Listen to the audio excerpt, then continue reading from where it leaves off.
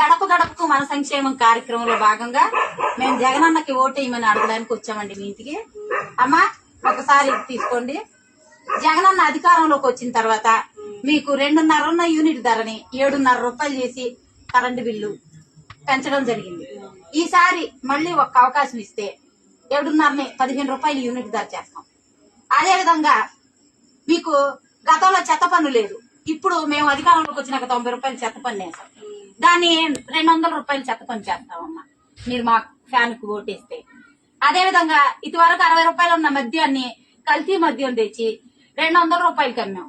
మీరు ఈసారి ఓటేస్తే ఇంకొంచెం నాణ్యత తగ్గించి ఇంకా కొద్ది కల్తీ మద్యం తెచ్చి ఒక్కొక్క క్వార్టర్ 300 రూపాయలు అమ్ముతామమ్మా. అర్థమవుతుందా తల్లి?